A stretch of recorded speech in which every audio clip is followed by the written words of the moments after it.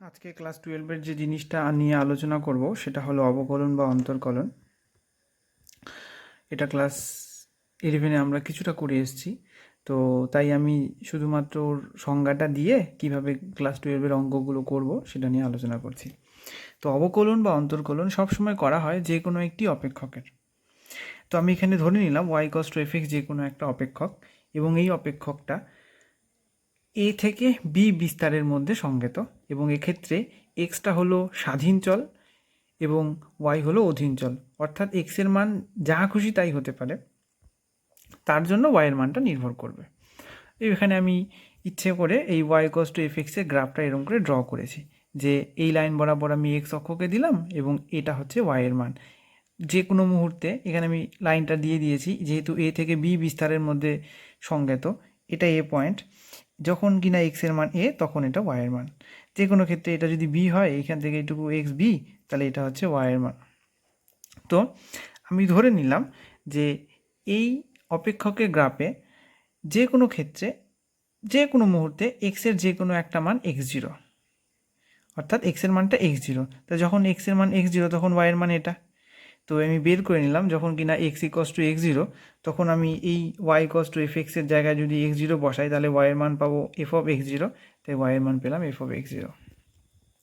একই রকম করে x1 পয়েন্টে ফাংশনটার যে ওয়াইয়ের যে মানটা সেটা হবে f(x1) পেলাম। এবার দেখো আমি কি বের করতে চাচ্ছি, আমি বের করতে চাচ্ছি এক্সের কতটা বৃদ্ধি হলো। তো এক্স ছবিতে ক্লিয়ার একদম, এক্স ছিল x0, হয়েছে x1, তার মানে আমি বলতেই পারি এক্স এতটুকুন বেড়েছে। তাহলে এই যে এতটুকুন মানটা, এটা কি x1 - x0, তো এক্সের মানটা হলো x1 - x0, এবং আমি একে ডেল্টা এক্স নাম দিলাম। একই রকম করে ওয়াই ছিল এখানে, এটা ওয়াই হয়েছে এটা, তাহলে এইটার মান হচ্ছে x0 এবং এটার মান f(x1), তাহলে ওয়াইয়ের মানটা কত, ওয়াইয়ের বৃদ্ধিটা কত হলো f(x1 - f(x0), এটাকে আমি ডেল ওয়াই নাম দিলাম। এবার আমি কি করতে চাইছি, আমি ওয়াই ও এক্সের বৃদ্ধির অনুপাত বের করছি, অথবা এটাকে আমি কি বললাম, এক্সের সাপেক্ষে ওয়াইয়ের বৃদ্ধিটা কত সেটা বের করতে চাচ্ছি। তো যার সাপেক্ষে বের করতে হয় সেটা সবসময় নিচে হয়। তো দেখো এক্সের বৃদ্ধি হয়েছে x0 - x1, এটা নিচে রাখলাম, আর ওয়াইয়ের বৃদ্ধি হয়েছে f(x1 - f(x0), এটা থাকলো। এটাই হচ্ছে ওয়াই ও এক্সের বৃদ্ধির অনুপাত, এবং যেহেতু ওয়াইয়ের বৃদ্ধিটাকে আমি ডেল ওয়াই নাম দিয়েছি আর এক্সের বৃদ্ধিটাকে ডেল এক্স নাম দিয়েছি, অর্থাৎ তাহলে বলতে পারি যে এক্স ও ওয়াইয়ের যে বৃদ্ধির অনুপাতটা সেটা হচ্ছে del y by del x. এবার তুমি যদি গ্রাফটা ভালো করে লক্ষ্য করো, এক্স প্রথমে ছিল x1, এই ছবি অনুযায়ী প্রথমে ছিল x1, প্রথমে ছিল x0, সেখান থেকে হয়েছে x1। এক্স কিন্তু একবারই x1 থেকে x0 থেকে x1 হয়নি, প্রথমে x1 ছিল, তারপর প্রথমে x0 ছিল, সেই x0 থেকে সামান্য পরিমাণ বেড়েছে, আরও সামান্য পরিমাণ বেড়েছে। তো আমি বলতে পারি যে এক্সটা তো একবারে বাড়ছে না, এক্সটা তো খুব অল্প অল্প করে বাড়ছে, তাই কি না? আমি যদি এটাকে ডেল এক্স নাম দিই, অর্থাৎ ডেল এক্সটা কিন্তু একবারে বাড়ছে না, ডেল এক্সটা খুব অল্প অল্প করে বাড়ছে। তাই আমি এই ক্ষেত্রে কী করেছি, একটা লিমিটিং ভ্যালু নিয়েছি, এক্স আর ওয়াইয়ের যে বৃদ্ধিটা, সেই এক্স আর ওয়াইয়ের যে বৃদ্ধিটার লিমিটিং ভ্যালুটা, অর্থাৎ ডেল এক্স টেন্ডিং টু 0 করে যে ভ্যালুটা, এই যে ভ্যালুটা, এটাই আমাকে পারফেক্ট রেজাল্ট দেবে। এইটাকেই আমরা বলবো ডিওয়াই বাই ডিএক্স, অর্থাৎ এক্সের সাপেক্ষে ওয়াইয়ের অন্তর্কলজ, বা এরম করেও বুঝতে পারো এটা ওয়াইয়ের বৃদ্ধি, তাহলে ডিফারেন্স অফ ওয়াই, কার সাপেক্ষে, এক্সের বৃদ্ধির সাপেক্ষে, তাই ডিফারেন্স অফ এক্স। এই যে লিমিটিং কেসটা, এই যে লিমিটিং মানটা f(x1 - f(x0) by x1 - x0), এর যে লিমিটিং মানটা, এই লিমিটিং মানটাকেই বলা হয় ডেরিভেটিভ। কার ডেরিভেটিভ, নাকি ওয়াইয়ের ডেরিভেটিভ এক্সের সাপেক্ষে। অর্থাৎ ডেরিভেটিভ কিছুই না, তোমার হাতে যদি y = fx যে কোনো একটা অপেক্ষক থাকে, তাহলে এক্ষেত্রে এক্স হচ্ছে স্বাধীন চল, ওয়াই হচ্ছে অধীন চল।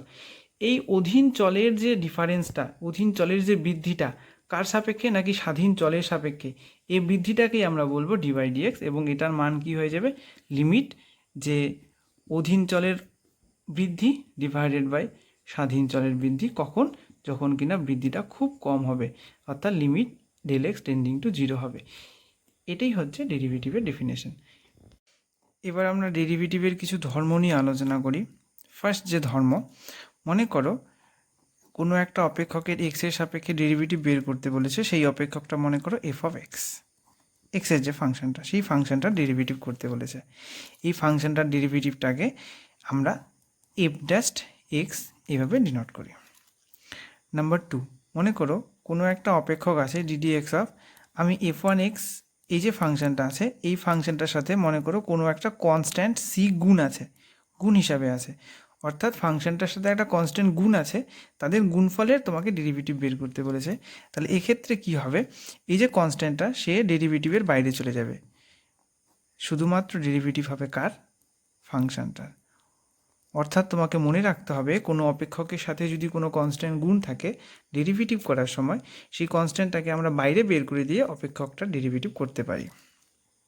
3, এবার মনে করো ডেরিভেটিভ করতে বললো দুটো অপেক্ষক, সেই অপেক্ষকটা প্রথম অপেক্ষকটা মনে করো এফ ওয়ান এক্স এবং তারপরের অপেক্ষকটা মনে করো এফ টু এক্স, এই দুইটা অপেক্ষকের যোগফলের ডেরিভেটিভ তোমাকে বের করতে বলেছে।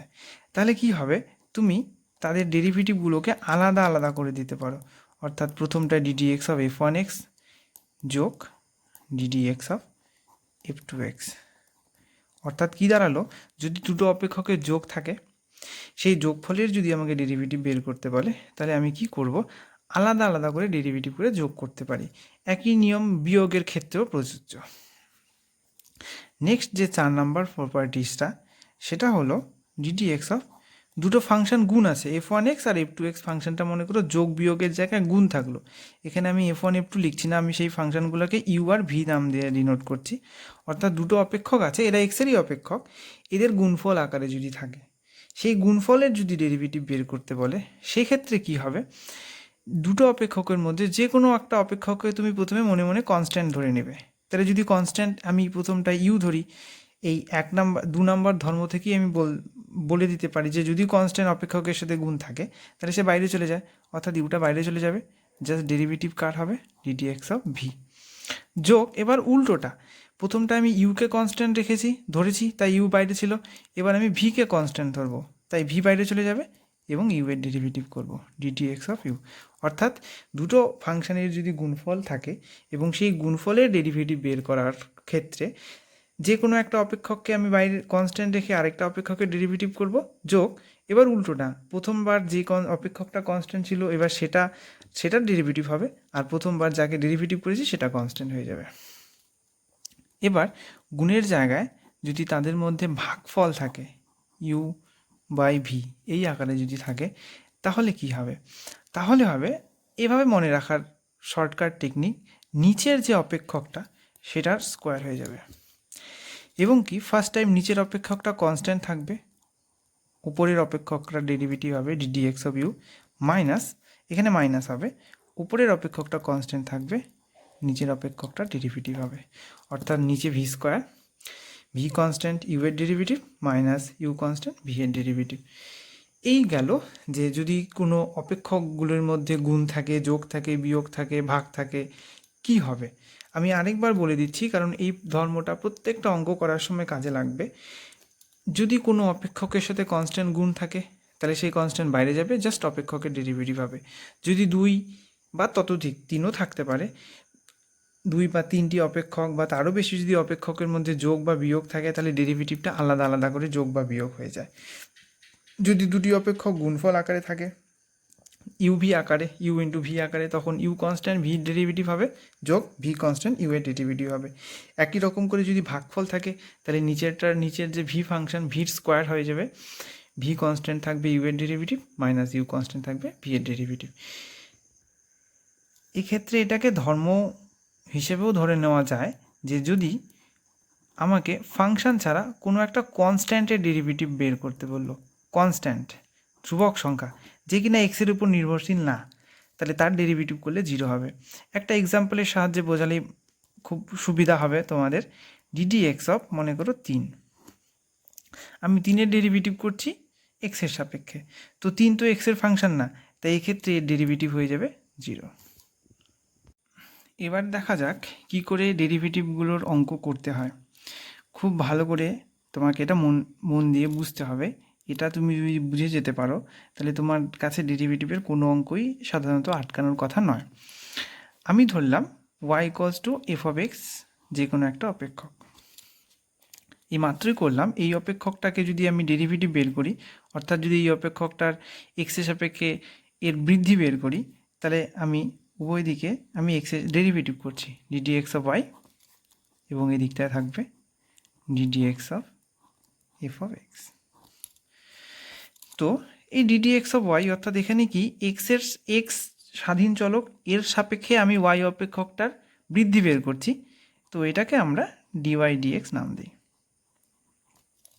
এবং এটা বলে থাকি যে এফএক্সকে যদি তুমি এক্সের সাপেক্ষে ডেরিভেটিভ করো, যেহেতু একবার ডেরিভেটিভ করছো, তাহলে সেটার নাম হয়ে গেল এফ ড্যাশ এক্স। অর্থাৎ এখান থেকে কি, যদি y equals to f x যে কোনো একটা অপেক্ষক থাকে, তাকে যদি তুমি ডেরিভেটিভ করো, ওয়াইকে ডেরিভেটিভ করলে তুমি পাবে ডিওয়াই ডিএক্স, এবং এফ এক্সকে ডেরিভেটিভ করলে তুমি পাবে এফ ড্যাশ এক্স। এবারে আরেকটা উদাহরণ নেওয়া যাক।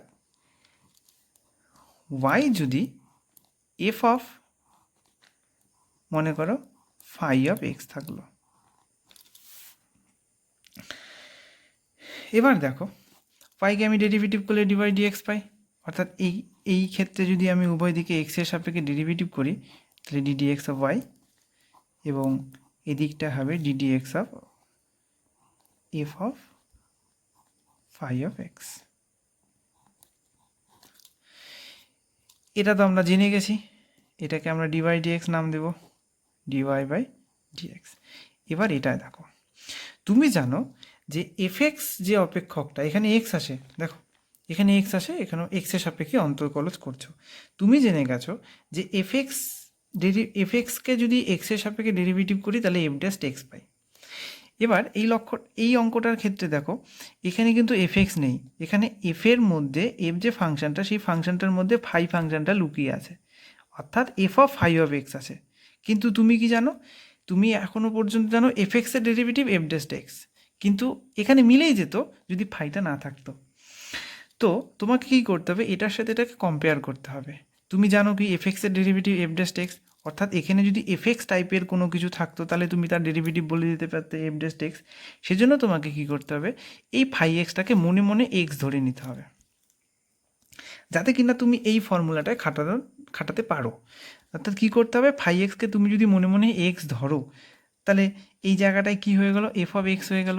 এবং তুমি জানো যে এফ এক্সের ডেরিভেটিভ কি তোমার এফ ড্যাশ এক্স, এখানে তো এক্স না, এখানে আছে ফাই এক্স, তাহলে তুমি এই ডেরিভেটিভ বসিয়ে দিলে। বা আবার বলছি, তুমি যেহেতু জানো এফ এক্সের ডেরিভেটিভ এফ ড্যাশ এক্স, এখানে তো তোমার এফ এক্স টাইপের নেই, তোমার এখানে f of phi of x আছে। তুমি কি করবে, এই ফাই অফ এক্সটাকে মনে মনে এক্স ধরে নেবে, যাতে কিনা তোমার আগের ফর্মুলায় পড়ে যায়। তাহলে কি ফর্মুলাটা তুমি যদি মনে মনে এক্স ধরো, তাহলে এটা কি থাকলো, এফ অফ এক্স। এখন আগের ফর্মুলা অনুযায়ী তুমি বলে দিতে পারো এফ এক্সের ডেরিভেটিভ কত, এফ ড্যাশ এক্স, এখানে তো এক্স নেই, এখানে ফাই এক্স আসে।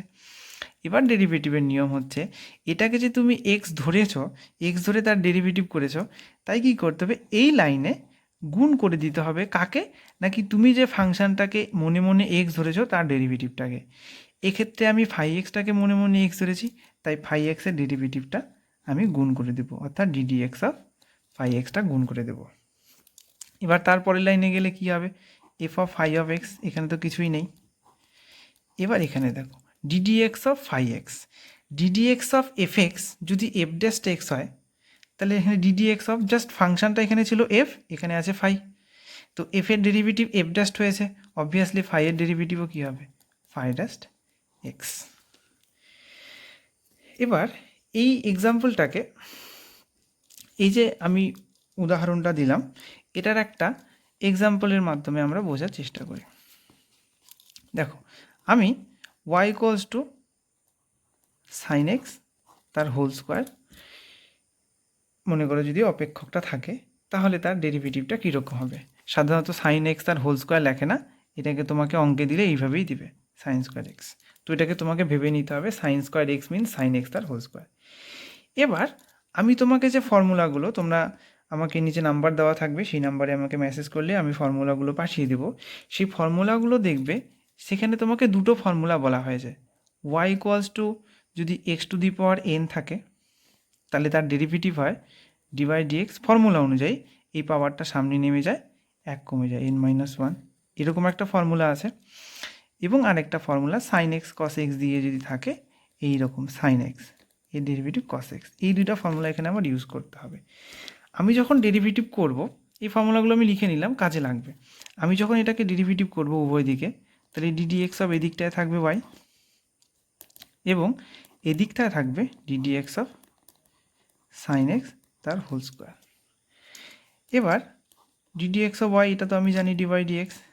এবার এখানে অঙ্কটা লক্ষ্য করতে হবে। এখানে বেশিরভাগ ছাত্রই অনেকে কী করে যে সাইন এক্সের ডেরিভেটিভ কস এক্স, তার এখানে কস এক্স লিখে দিয়ে আর স্কোয়ার স্কোয়ারই থেকে গেল, এরকম ব্যাপারটা না। এখানে ডেরিভেটিভ করার সময় তোমাকে প্রথমে দেখতে হবে প্রথমে কি আছে, প্রথমে সাইন ফাংশনটা আছে নাকি কোনো একটার বর্গ ফাংশনটা আছে। এক্ষেত্রে কিন্তু সাইনকে তুমি সাইন ফাংশনটা প্রথমে বলতে পারো না, এক্ষেত্রে কিন্তু তোমাকে কোনো কিছুর একটা বর্গ, কোনো কিছুর পাওয়ার হিসাবে আছে। তাহলে এই যে পাওয়ারের যে ফাংশনটা সেটাই হচ্ছে এফ, সেটাই হচ্ছে আমার এফ। এবং পাওয়ারটা কোন ফাংশনের নাকি সাইনের, সেই সাইনটা হচ্ছে আমার ফাই। দ্যাট মিন্স এখানে যখন আমি ডেরিভেটিভ করব তখন আমি দেখব যেহেতু সাইন এক্সের স্কোয়ার আছে, অর্থাৎ কোনো একটা ফাংশনের স্কোয়ার আকারে আছে। এই অঙ্কটার ক্ষেত্রে এখানে যদি এই ফর্মুলাটা খাটো x to the power N, N একটা মূলত সংখ্যা, তাহলে এই এনের মান তো 2 হতেই পারে। যদি এনের মান 2 হয় তাহলে y equals to x square, এবং তার ডেরিভেটিভ কী হবে, 2টা সামনে যাবে 1 কমে যাবে। অর্থাৎ কি এই সাইন এক্সটাকে তোমাকে মনে মনে এক্স ধরতে হবে। যদি এক্স ধরো তাহলে এক্স স্কোয়ার এই টাইপের ফর্মুলা তোমার পড়ে গেল। তাহলে কী করবো তুমি কী করবে, প্রথমে এই যে সাইন এক্স ফাংশনটা সেটাকে মনে মনে এক্স ধরে নেবে। তাহলে তোমার ডেরিভেটিভটা কী থাকলো, এক্স স্কোয়ার। এক্স স্কোয়ারের ডেরিভেটিভ কী হয়, পাওয়ার সামনে যায় 1 কমে যায়, অর্থাৎ 2 sine x to the power 2 minus 1। কিন্তু এখানে তো এক্স ছিল না, তুমি জোর করে এক্স ধরেছো যাতে কিনা এই ফর্মুলায় খাটাতে পারো। তাহলে এই ডেরিভেটিভের নিয়ম অনুযায়ী কি, তুমি যাকে এক্স ধরেছো সেই লাইনে তার ডেরিভেটিভটা গুণ করতে হবে, অর্থাৎ ডিডি এক্স অফ সাইন এক্সটা তোমাকে গুণ করতে হবে। তাহলে এখানে কি দাঁড়াবে, 2 sine x to the power 2 minus 1 মানে 1, এবং d d x of sine x তুমি কি জানো, কস এক্স। ঠিক আছে, এটাকে ক্লিয়ার করার জন্য আমি আরেকটা এক্সাম্পল নিচ্ছি। মনে করো এরকম একটা ফাংশন দিয়ে দিল y equals to log x to the power 3/2। এটাও কিন্তু এক্স টু দি পাওয়ার টাইপের ফর্মুলা পড়ে যায়। তাহলে তোমাকে কি করতে হবে, যখন তুমি ডেরিভেটিভ করবে ওয়াইয়ের ডেরিভেটিভ করলে ডি বাই ডি এক্স, আর এই দিকটা হবে d d x of log x to the power 3/2। যখন এটা ডেরিভেটিভ করবে এই লগ এক্সটাকে তুমি মনে মনে এক্স ধরে নেবে। তাহলে কি হলো, এক্স টু দি পাওয়ার 3/2, অর্থাৎ এক্স টু দি পাওয়ার 3/2 মানে N, x to the power N এর ডেরিভেটিভ পড়ে গেল।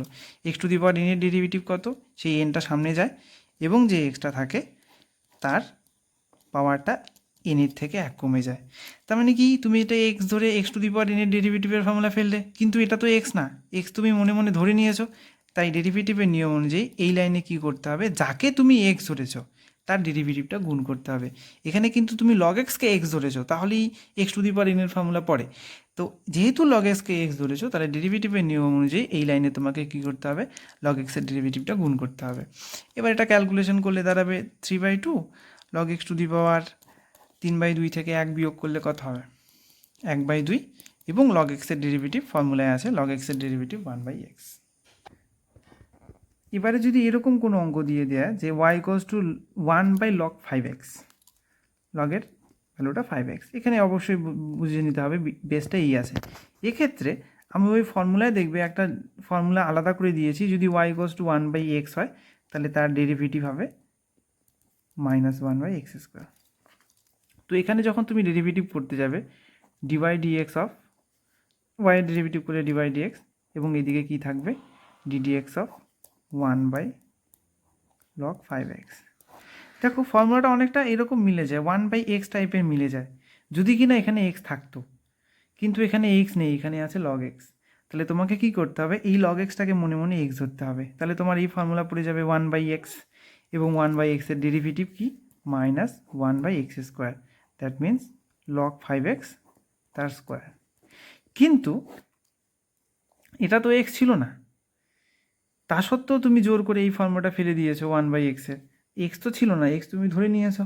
তাই ডেরিভেটিভের নিয়ম অনুযায়ী তোমাকে কী করতে হবে, ওই লাইনে যেই লাইনে তুমি ধরেছো সেই লাইনে তার ডেরিভেটিভটা, যাকে তুমি এক্স ধরেছো তার ডেরিভেটিভটা তুমি গুণ করবে, অর্থাৎ log of 5x-টা তুমি গুণ করবে।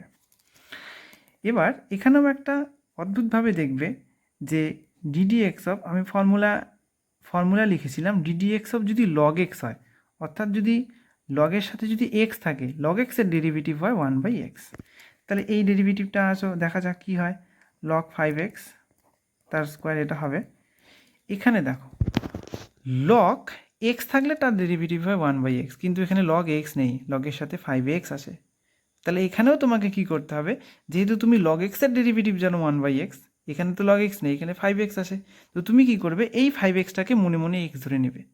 তাহলে লগ এটা হচ্ছে তোমার এক্স, লগ এক্সের ডেরিভেটিভ 1/x, কিন্তু এটা তো এক্স ছিল না, তুমি এটাকে জোর করে এক্স ধরেছো, তাহলে ডেরিভেটিভের নিয়ম অনুযায়ী এই লাইনে যাকে তুমি এক্স ধরেছো, তুমি 5xকে এক্স ধরেছো, তাহলে 5xের ডেরিভেটিভটা গুণ করবে।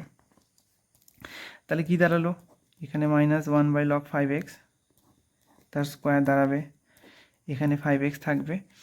এবার এখানে ডেরিভেটিভের যে ধর্মগুলো বললাম তার 2 নম্বর ধর্মটা দেখো খেটে যায়। এখানে 5 একটা ধ্রুবক সংখ্যা, সে গুণ আছে এক্সের সাথে, তাহলে ডেরিভেটিভের নিয়ম অনুযায়ী যদি কোনো ফাংশানের সাথে বা কোনো অপেক্ষকের সাথে কনস্ট্যান্ট গুণ থাকে, সে বাইরে চলে যাবে, এবং কার ডেরিভেটিভ হবে 5 ইন্টু ডিডিএক্স অফ শুধুমাত্র যে অপেক্ষকটা আছে সেটার ডেরিভেটিভ ডিডিএক্স অফ এক্স।